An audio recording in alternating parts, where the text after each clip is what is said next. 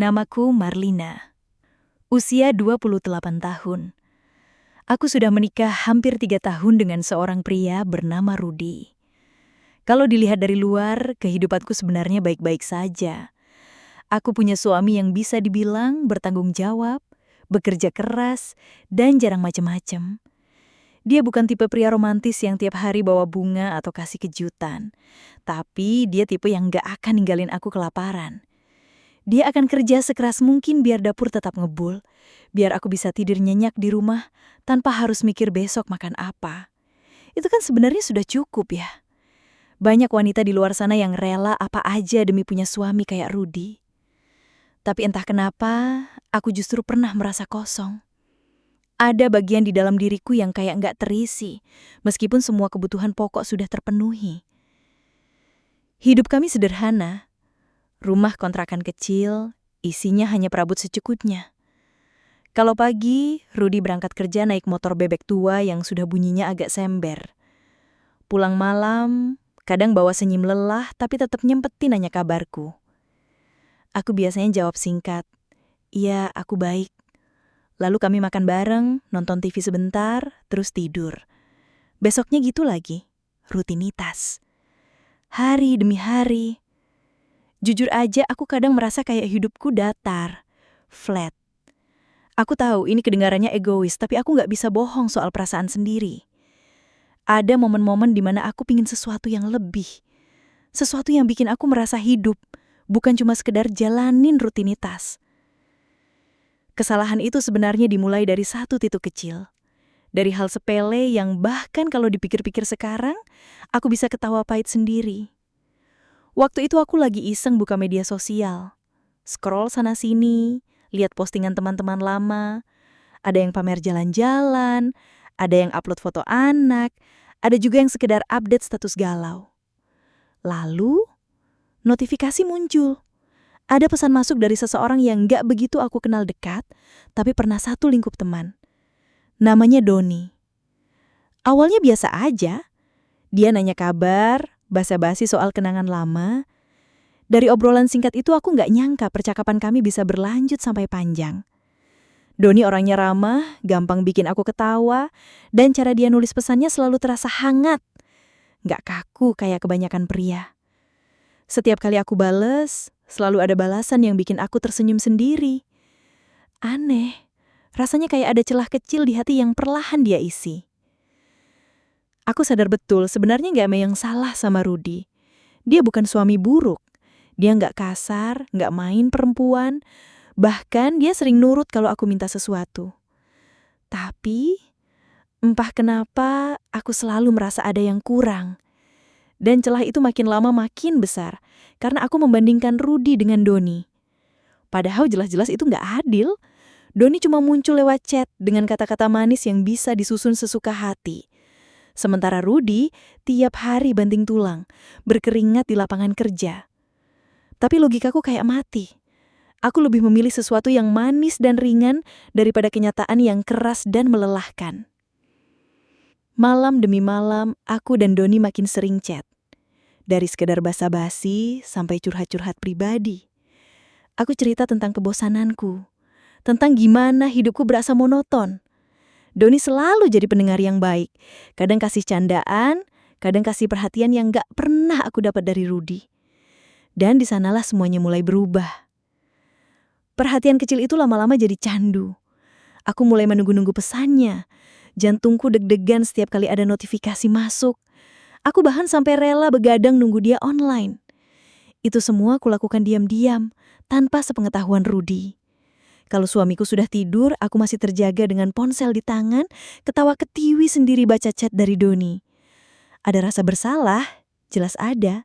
Tapi anehnya rasa itu kalah sama rasa senang yang Doni kasih. Sampai akhirnya, titik terbodoh itu datang. Doni ngajak ketemu. Aku sempat ragu jujur aja. Karena aku tahu kalau aku nurut, semuanya bisa berantakan. Tapi Doni pinter banget bujuk. Dia bilang cuma pingin ngobrol langsung, sekedar ngopi, nothing serius. Dia bilang aku cuma pingin lihat senyum kamu langsung, Mar. Di foto aja udah cantik, apalagi nyata. Kalimat itu, meskipun klise, entah kenapa berhasil bikin aku luluh. Aku merasa diperhatikan. Aku merasa spesial. Hal yang sudah lama nggak aku rasakan. Hari itu aku bohong sama Rudy. Aku bilang ada arisan dengan teman-teman. Padahal aku sudah janjian ketemu Doni di sebuah kafe kecil yang agak jauh dari rumah. Deg-degan setengah mati rasanya. Aku bahkan sempat mikir mau batalin. Tapi begitu aku lihat Doni duduk di sana, senyumnya ramah, tatapannya hangat, semua rasa takut itu hilang. Kami ngobrol lama, ketawa bareng, dan aku merasa waktu berjalan cepat banget. Sampai akhirnya, tanpa sadar aku menyeberangi batas itu. Aku pulang bukan cuma dengan rasa bersalah, tapi dengan dosa yang sudah terlanjur terjadi. Aku selingkuh sekali. Malam itu aku duduk di kamar sambil memandangi wajah Rudy yang lagi tidur pulas. Ada perasaan mual di perutku. Aku merasa kotor, merasa jadi manusia yang paling jahat. Aku sempat nangis pelan takut kalau Rudy kebangun.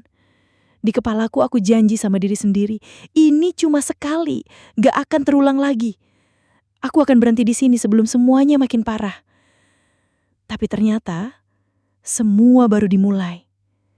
Hari-hari setelah itu, justru semakin aneh. Doni jadi semakin intens. Dia sering hubungi aku, ngajak ketemu lagi. Aku berusaha nolak. Tapi selalu ada bagian dalam diriku yang pingin lagi. Candu itu ternyata nyata. Perhatian Doni jadi sesuatu yang gak bisa aku tolak begitu aja. Setiap kali aku lihat Rudy pulang kerja dengan muka lelah, bukannya merasa kasihan, aku malah makin merasa ada jurang di antara kami. Dan jurang itu diisi oleh sosok Doni. Tapi yang paling bikin aku takut bukan cuma soal rasa bersalah ke Rudy. Ada hal-hal lain yang mulai terjadi setelah hari itu. Hal-hal yang sulit aku jelaskan dengan logika. Awalnya kecil, malam-malam aku sering mimpi buruk. Mimpi tentang sosok bayangan hitam yang berdiri di sudut kamar, mengawasi aku tidur. Mimpi tentang tangan-tangan dingin yang menarik selimutku. Aku bangun dengan keringat dingin, tapi aku pikir itu cuma rasa bersalah yang kebawa ke alam bawah sadar. Tapi lama-lama, keanehan itu muncul di dunia nyata. Lampu di kamar tiba-tiba kedip-kedip sendiri. Suara bisikan samar sering terdengar waktu aku lagi sendirian di rumah. Kadang ada bayangan melintas cepat di pojok mataku, tapi begitu aku noleh, gak ada apa-apa. Semakin aku mencoba menutup mata dari kesalahan itu, semakin jelas semua gangguan itu datang. Sampai aku mulai mikir, jangan-jangan apa yang aku lakukan malam itu bukan cuma sekedar dosa manusia.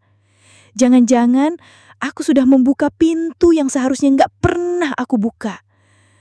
Dan sejak saat itu, hidupku gak pernah lagi sama. Malam itu aku masih belum bisa tenang. Badanku kaku, dingin, bulu kuduku meremang semua. Lampu kamar sudah aku nyalain terang benderang, tapi rasa takut itu nggak hilang. Rudy masih tidur pulas, nafasnya teratur, sama sekali nggak sadar kalau istrinya lagi ketakutan setengah mati.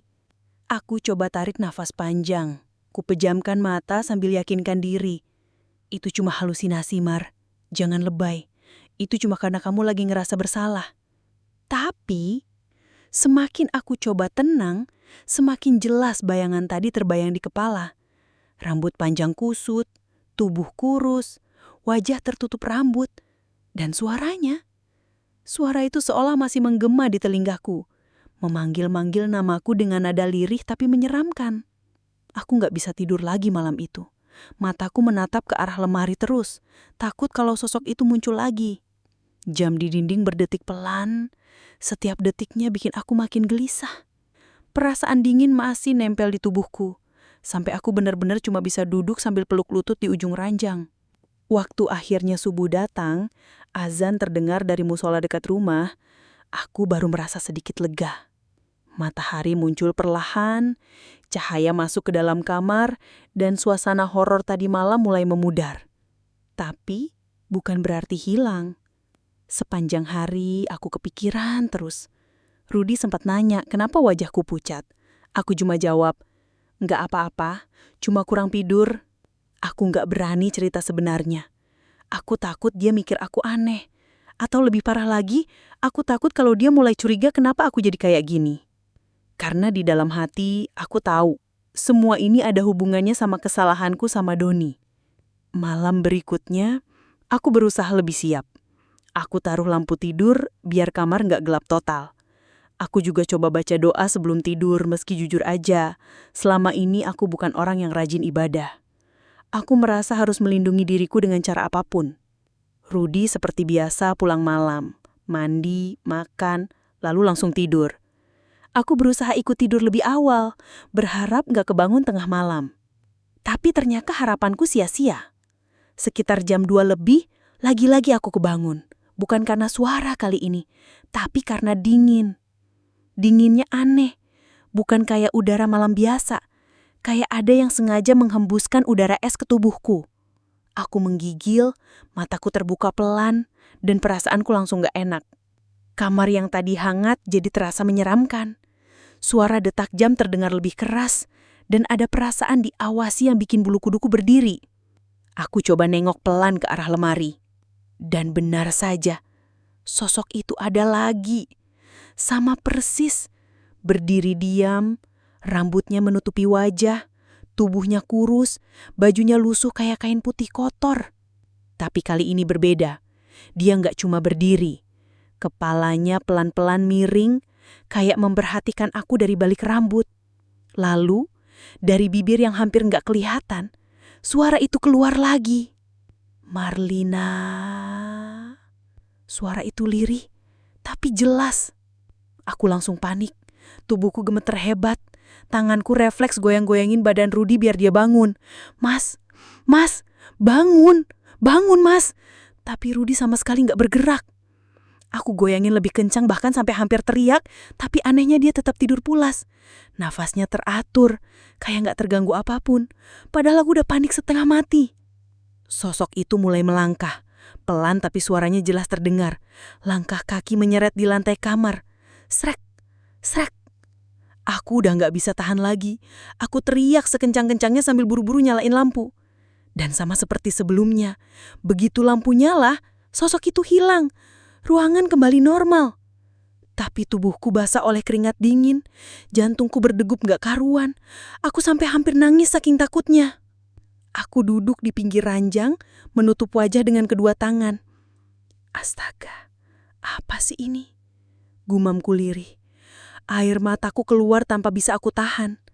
Aku merasa dihantui. Bukan cuma oleh rasa bersalah, tapi beneran dihantui sesuatu yang nyata. Dan yang bikin aku tambah bingung, kenapa Rudy sama sekali gak terganggu? Kenapa cuma aku yang lihat dan dengar semuanya? Hari-hari setelah itu makin kacau.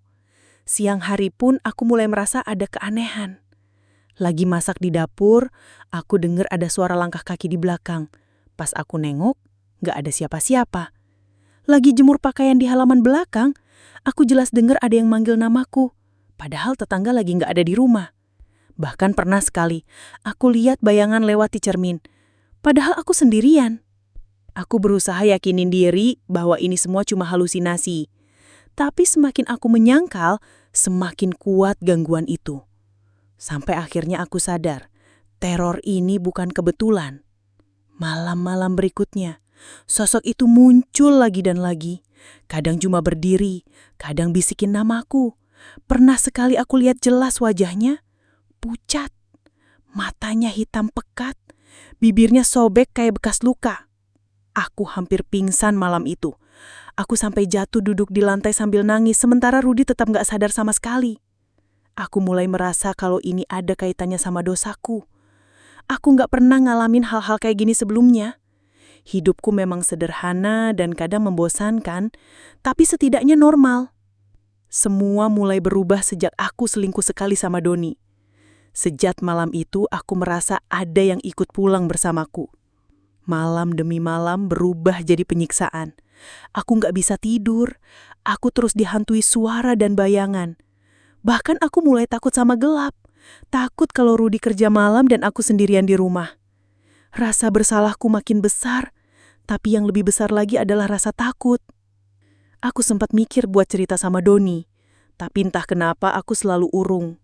Mungkin karena aku sadar dialah alasan kenapa semua ini terjadi. Kalau aku nggak kenal dia, nggak ketemu dia, mungkin aku masih hidup tenang bareng Rudy. Tapi sekarang semuanya udah terlanjur. Dan semakin lama, aku mulai sadar, sosok itu bukan cuma sekedar penampakan. Dia kayak punya maksud tertentu. Dia muncul bukan sekedar nakutin, tapi seolah mau nunjukin sesuatu. Malam itu, untuk pertama kalinya, aku dengar kalimat lain keluar dari mulutnya. Dia nggak cuma manggil namaku, tapi dengan suara serak penuh kebencian, dia berbisik. Hari-hari setelah itu benar-benar berubah jadi mimpi buruk buatku. Setiap sudut rumah yang dulu biasa saja, sekarang jadi terasa menyeramkan. Dapur yang biasanya aku masukin dengan santai, sekarang bikin bulu kuduku berdiri. Kadang tengah malam, aku jelas banget dengar suara langkah kaki diseret di lantai. Padahal, aku yakin betul Rudy belum pulang kerja. Suara itu nggak cuma sekali. Kadang berulang-ulang, kayak ada orang yang mondar-mandir di sana. Pernah suatu malam aku memberanikan diri ngintip. Tapi begitu aku nengok, dapur kosong melompong. Cuma gelap yang menelan semua. Suara aneh juga sering terdengar dari arah jendela. Padahal rumahku ada di lantai 2. Nggak mungkin ada orang bisa ketuk kaca dari luar. Malam-malam aku sering terbangun gara-gara ada bunyi tok, tok, tok. Pelan, tapi jelas. Seolah ada yang ngetuk jendela kamar. Pas aku buka tirai, yang kelihatan cuma gelap pekat. Tapi anehnya, begitu aku tutup lagi, ketukan itu suka muncul lagi. Sampai aku pernah nangis sendiri di ranjang, sambil tutup telinga biar nggak dengar. Puncak dari semua kejadian itu terjadi setelah aku selesai mandi. Hari itu aku lagi sendirian di rumah. Rudy masih kerja lembur. Aku mandi agak malam karena capek seharian ngurus rumah. Air hangat dari shower lumanya bikin aku tenang sebentar. Kayak ngehapus semua rasa takut. Tapi ketenangan itu cuma sebentar. Begitu aku buka pintu kamar mandi, aku langsung merinding setengah mati. Di depan kamar mandi, ada cermin besar yang biasanya kupakai buat dandan. Malam itu, cermin itu menunjukkan sesuatu yang bikin darahku kayak berhenti mengalir. Refleksiku jelas-jelas nunjukin aku lagi berdiri di situ. Rambut masih basah, badan cuma dililit handuk. Tapi aku nggak sendirian di pantulan itu. Di belakangku, ada sosok perempuan pucat berdiri. Rambutnya panjang berantakan. Kulitnya putih kebiruan kayak mayat. Matanya, astaga, matanya hitam pekat tanpa bola mata. Dia nggak berkedip, cuma menatap tajam ke arahku. Aku spontan teriak kencang, handuk yang kupakai sampai jatuh ke lantai. Aku langsung lari ke kamar, pintuku banting keras-keras, lalu tubuhku jatuh ke kasur sambil gemetaran. Nafasku ngos-ngosan, tangan gemetar, rasanya kaki lemes nggak bisa digerakkan. Air mataku keluar tanpa bisa aku tahan, rasa takutnya terlalu nyata. Aku nggak berani keluar kamar lagi malam itu. Aku cuma ngurung diri sambil menyalakan semua lampu. Memeluk bantal, berusaha keras tetap sadar biar nggak pingsan. Sejak malam itu, aku mulai sadar kalau ini bukan sekadar halusinasi. Ada sesuatu yang benar-benar nyata mengikutiku. Dan yang lebih parah, sosok itu bukan cuma muncul, tapi selalu memanggil namaku dengan suara parau dan penuh kebencian. Suara itu kayak suara orang yang sakit hati, menuntut, seolah-olah dia nggak bakal berhenti sampai aku menyerah.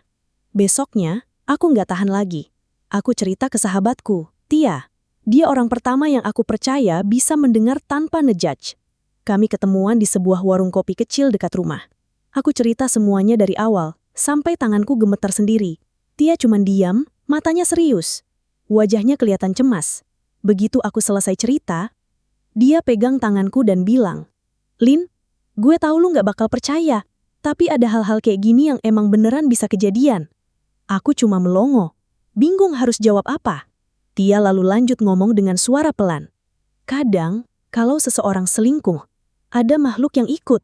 Orang-orang bilang itu arwah penuntut, bukan arwah orang mati biasa, tapi semacam energi kotor yang lahir dari dosa hubungan gelap. Dia bisa nempel ke salah satu pihak. Biasanya ke orang yang hatinya paling lemah." Dek, kata-kata itu nusuk banget. Aku langsung nunduk, tenggorokanku serasa tercekak. Aku pengen bantah, pengen bilang itu nggak masuk akal. Tapi di dalam hatiku, aku sadar, semua kejadian aneh ini memang baru muncul sejak aku selingkuh sekali sama Doni. Sejak aku membuka pintu dosa itu. Aku nggak percaya, Tih. Masa iya kayak gitu? Suaraku lirih, hampir nggak keluar. Tia menatapku lama, matanya serius. Wajahnya kelihatan cemas. Dia lanjut ngomong dengan suara pelan. "Lu bisa aja bilang gak percaya, tapi coba lu pikirin lagi. Kenapa gangguan itu munculnya setelah lu sama Doni? Kenapa gak dari dulu? Dan kenapa dia manggil nama lu terus-terusan? Kayak dia runjukin kalau lu yang salah. Aku merinding. Kata-kata Tia bikin semua jadi masuk akal, meskipun aku pengen banget itu semua cuma omong kosong. Aku nyoba ngetawain hambar bilang ke dia kalau mungkin aku cuma stres dan halusinasi. Tapi Tia nggak ketawa. Malah dia bilang, hati-hati Lin, kalau benar itu arwah penuntut, dia nggak bakal berhenti sampai lu bayar harga dari kesalahan lu. Sejak obrolan itu, pikiranku makin kacau. Setiap kali sosok itu muncul, aku selalu teringat kata-kata Tia. Makin hari gangguan itu makin sering dan makin berani. Aku pernah lagi masak, tiba-tiba panci di atas kompor jatuh sendiri, padahal jelas-jelas stabil tadi. Pernah juga aku dengar suara tangisan perempuan di kamar mandi. Lirih tapi jelas. Aku sampai nggak berani masuk kamar mandi sendirian lagi malam-malam. Yang paling parah, sosok itu nggak lagi cuma muncul sebagai bayangan. Dia pernah berdiri tepat di ujung ranjang waktu aku lagi setengah tidur. Rambutnya menutupi wajah. Tapi kali ini aku bisa lihat darah menetes dari bibirnya yang sobek. Dia berbisik lirih, tapi aku bisa dengar jelas. Kamu punya hutang. Malam itu aku teriak sekencang-kencangnya sampai Ruby kebangun. Dia panik, langsung peluk aku sambil nanya, "Kenapa, Lin? Kamu kenapa?" Aku nggak bisa jawab apa-apa. Bibirku gemetar, suaraku hilang. Aku cuma bisa nangis sesenggukan sambil peluk dia erat-erat. Rudy kelihatan bingung setengah mati, tapi dia nggak maksa aku cerita. Dia cuma elus punggungku, bilang aku mungkin mimpi buruk. Andai dia tahu, ini bukan mimpi buruk biasa, ini nyata. Dan aku sadar, arwah itu bukan sekedar mau menakuti. Dia menuntut sesuatu, dia menagih sesuatu dariku. Sesuatu yang entah bisa kubayar atau enggak. Aku nggak bisa berhenti mikirin Doni. Setiap malam aku dihantui. Setiap hari aku hidup dengan rasa bersalah yang makin besar. Semuanya terasa nggak masuk akal. Kalau benar kata Tia tentang arwah penuntut, kenapa sosok itu selalu mengarah padaku? Kenapa aku yang jadi target, bukan Doni? Rasa penasaranku makin besar. Sampai akhirnya, aku memberanikan diri untuk tanya langsung ke Doni. Aku buka chat kami, ku ketik cepat. "Don, lu pernah ngalamin hal aneh nggak akhir-akhir ini? Gue takut banget, kayak ada yang ngikutin gue. Jangan-jangan ini gara-gara kita." Tanganku gemetar waktu nulis pesan itu. Tapi aku nekat, aku kirim. Aku tunggu. Biasanya Doni cepat balas, paling lama 10 menit. Tapi malam itu aneh. Centang satu, lalu hilang. Aku coba lagi, ku kirim pesan kedua, ketiga, tapi tetap sama. Centang satu, lalu hilang. Aku coba telepon, nada sambungnya mati. Aku pikir mungkin dia sibuk, tapi esoknya aku coba buka akun media sosialnya. Dan aku beneran merinding setengah mati. Foto-foto dia yang dulu sering update, sekarang kosong. Akunnya kayak nggak pernah dipakai lagi. Semua postingan hilang, profilnya kosong melompong, seakan-akan nggak pernah ada. Aku makin bingung, makin panik. Jantungku berdebar cepat, keringat dingin mengalir. Beberapa hari aku coba hubungi terus, tapi tetap nggak ada hasil. Nomornya nggak aktif, akun media sosialnya kayak hilang di telan bumi. Sampai akhirnya, aku nggak tahan lagi. Aku nekat cari tahu.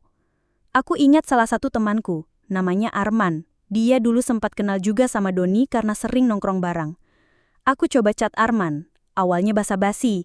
Lalu pelan-pelan aku tanya, "Man, lo masih sering ketemu Doni nggak?" Jawaban Arman bikin tubuhku langsung kaku. "Lah, lo bercanda, Lin? Doni udah lama meninggal. 2 tahun lalu, kecelakaan di tol. Parah banget, kepalanya hancur katanya. Gua kira lo udah tahu." Aku baca chat itu berkali-kali, tanganku gemetar. Rasanya seluruh dunia berhenti berputar. Aku nggak bisa percaya. Aku jelas ketemu sama Doni. Aku ngobrol sama dia. Aku ketawa. Aku cerita. Aku bahkan sudah tidur dengannya sekali. Jadi siapa yang waktu itu bersamaku? Kalau Doni udah mati, berarti aku selama ini bareng siapa? Aku langsung lemes. Tubuhku jatuh terduduk di lantai. Air mataku keluar deras, bukan cuma karena takut, tapi karena ogaku nggak bisa menerima kenyataan ini. Semua yang kulakukan, semua dosaku, ternyata bukan cuma perselingkuhan. Aku mungkin sudah berhubungan dengan sesuatu yang bukan manusia lagi. Malam itu aku nggak bisa tidur sama sekali. Suara bisikan makin sering terdengar.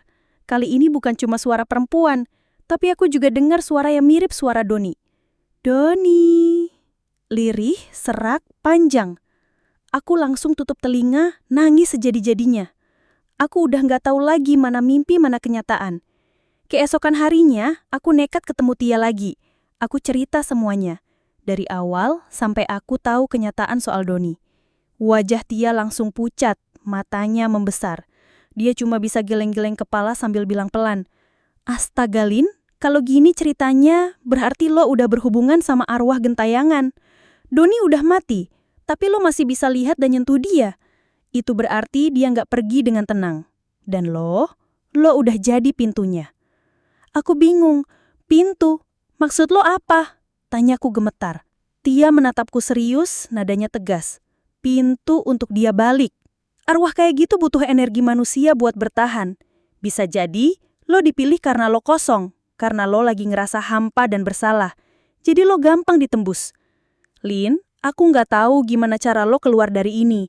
Tapi yang jelas, lo udah salah besar." Kalimat itu lagi-lagi bikin aku jatuh makin dalam. Salah besar. Itu kata yang sama yang dulu dibisikkan sosok perempuan ke telingaku. Aku merasa seluruh tubuhku digelayuti dosa dan rasa takut. Dan sekarang, aku tahu, ini bukan sekedar perselingkuhan. Ini lebih parah dari yang pernah kubayangkan. Malam-malam berikutnya semakin mencekam. Sosok perempuan itu muncul makin sering, bahkan kadang berdiri di dekat ranjang sambil menatapku dengan mata hitamnya.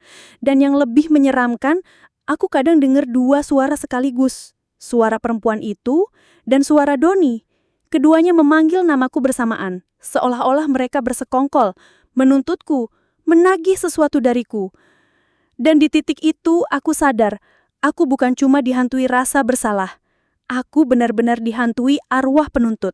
Sejak aku tahu kebenaran itu, hidupku bukan lagi sekadar kacau, tapi benar-benar hancur. Aku merasa setiap langkahku diawasi. Setiap malamku dikepung oleh teror yang gak bisa aku lawan. Sosok perempuan yang selama ini hanya kupikir hantu, ternyata bukan sembarangan. Dia bukan bayangan acak. Bukan sekadar arwah penasaran yang kebetulan menempel. Dia adalah tunangan Doni. Perempuan yang seharusnya menikah dengan dia, yang ikut meninggal dalam kecelakaan mengenaskan itu. Tiba-tiba semua potongan puzzle masuk akal. Kenapa sosok itu selalu marah? Kenapa suaranya penuh kebencian? Kenapa tatapannya menusukku seolah ingin merobek tubuhku? Dia nggak cuma nuntutku karena aku selingkuh, tapi karena aku merebut sesuatu yang seharusnya miliknya. Doni. Dia mungkin nggak bisa terima kalau aku, orang asing, yang bahkan bukan siapa-siapa, sempat bersama arwah Doni, sementara dia, tunangan resminya, mati dengan cara tragis dan terikat dendam. Setiap kali aku ingat, tubuhku langsung gemetar. Aku mulai jarang keluar rumah, takut kalau sosok itu tiba-tiba muncul di jalan. Aku tidur dengan lampu menyala, tapi bahkan cahaya nggak pernah cukup untuk ngusir kengerian yang udah nempel di sekelilingku. Rudi bingung lihat aku makin kurus, mataku cekung, sering linglung, tapi aku nggak bisa cerita. Bagaimana aku bisa bilang ke suamiku sendiri bahwa aku selingkuh dengan arwah? Dia pasti pikir aku gila. Malam terakhir sebelum aku menulis cerita ini adalah malam terburuk dalam hidupku. Malam yang membuatku sadar, aku nggak akan pernah bisa bebas dari jeratan dosa sekalipun aku memohon-mohon. Malam itu aku tidur di sebelah Rudi, berusaha memejamkan mata meskipun jantungku berdetak kencang. Aku pikir mungkin malam ini akan lebih tenang. Tapi tepat sekitar pukul 2 pagi, suara itu datang lagi. Tok, tok, tok. Suara ketukan keras di pintu kamar. Jelas, berulang, semakin lama semakin cepat. Aku tersentak bangun, mataku langsung menatap pintu dengan tubuh kaku. Rudi masih tidur lelap di sebelahku, seolah nggak dengar apa-apa. Aku hampir menjerit memanggilnya, tapi suara itu tiba-tiba berhenti. Hening. Aku kira semuanya selesai. Tapi begitu aku menoleh ke sisi ranjang, jantungku seakan berhenti berdetak. Dia ada di sana. Perempuan itu. Berdiri di samping ranjang, begitu dekat hingga aku bisa mencium bau busuk darah dari tubuhnya. Rambutnya basah menutupi sebagian wajah, tapi cukup terbuka untuk memperlihatkan mata hitam melotot yang menatapku penuh kebencian. Wajahnya hancur, kulitnya sobek, darah mengalir dari pelipis ke dagu. Bibirnya robek lebar sampai ke pipi. Nafasnya dingin, berat, penuh kemarahan. Aku nggak bisa bergerak, tubuhku lumpuh total. Mulutku terbuka tapi suara nggak keluar. Dia mendekatkan wajahnya ke telingaku. Dan dengan suara serak yang menusuk jiwaku, dia berbisik pelan. Kamu sudah merebut dia. Sekarang giliran aku merebut hidupmu. Mataku terpejam seketika, tubuhku gemetar hebat dan seketika semuanya gelap. Aku pingsan. Besok paginya aku sadar di lantai kamar. Rudy panik lihat aku tergeletak dengan tubuh penuh lebam, terutama di leherku. Bekas cekikan jelas membiru, seakan-akan seseorang mencekik leherku semalaman. Aku masih hidup, tapi nafasku sesak, tubuhku lemah. Rudy bingung, aku nggak bisa kasih penjelasan. Aku cuma bisa menangis, peluk dia erat-erat, tanpa bisa cerita kebenarannya. Sejak saat itu, setiap malam aku masih dihantui. Sosok perempuan itu nggak pernah benar-benar pergi. Kadang dia muncul di sudut kamar, kadang hanya bisikan di telinga, kadang cuma sekadar bayangan di cermin. Tapi aku tahu, dia selalu ada. Dia menungguku menyerah, menungguku berhenti melawan. Dan inilah kenyataannya. Sekali aku selingkuh, hidupku hancur total. Semua berawal dari rasa bosan kecil yang kubiarkan jadi dosa besar. Karena ternyata yang kucintai diam-diam bukan manusia lagi.